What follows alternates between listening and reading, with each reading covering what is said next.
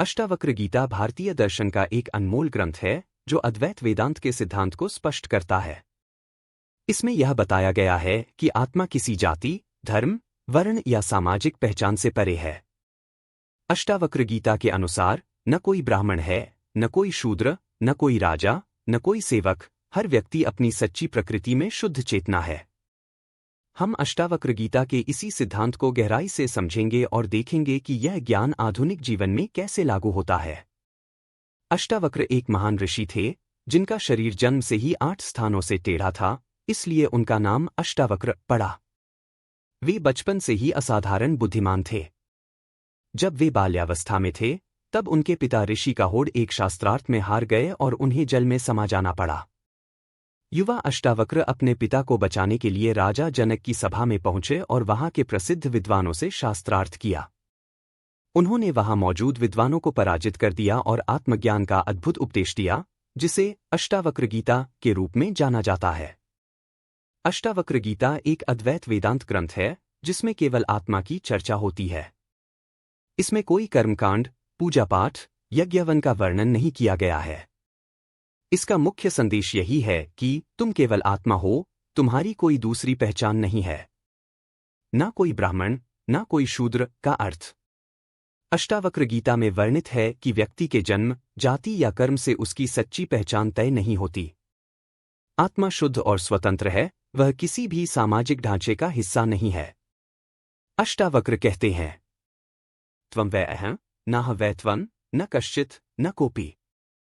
सर्वं खल्विदं ब्रह्मा, न द्वितीयं किंचन। अर्थात तुम और मैं अलग नहीं है। न कोई दूसरा है, न कोई पहला। सब कुछ ब्रह्म है और कुछ भी द्वैत नहीं है। अष्टावक्र गीता में स्पष्ट रूप से कहा गया है कि मनुष्य न ब्राह्मण है, न शूद्र, न क्षत्रिय, न वैश्य, ये सभी भेद केवल माया है।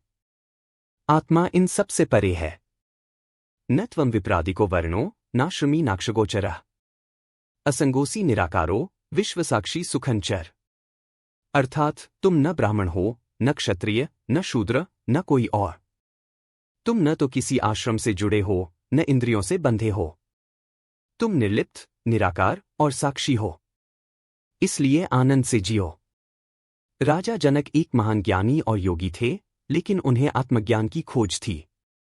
जब उन्होंने अष्टावक्र से पूछा कि सच्चा ज्ञान क्या है, तब अष्टावक्र ने कहा, हे जनक, तुम शरीर नहीं हो, न मन हो, न बुद्धि हो। तुम तो केवल साक्षी आत्मा हो। जब राजा जनक ने इस सत्य को समझ लिया तो उन्होंने कहा, अब मैं जान गया कि मैं केवल आत्मा हूं। न मैं राजा हूं, न मैं प्रजा।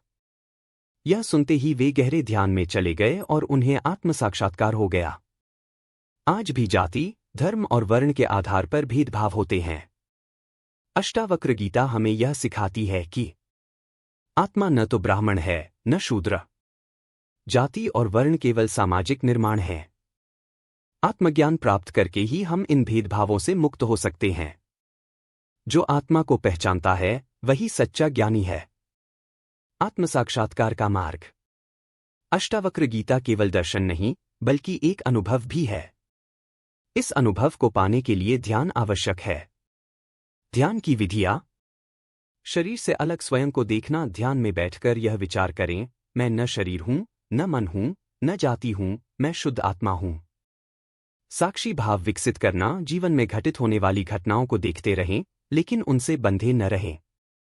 द्वैत से परे जाना। सभी में एक ही आत्मा का अनुभव करना। अन्य संतों के विचार। कबीरदास। जाति न पूछो साधु की, पूछ लीजिए ज्ञान।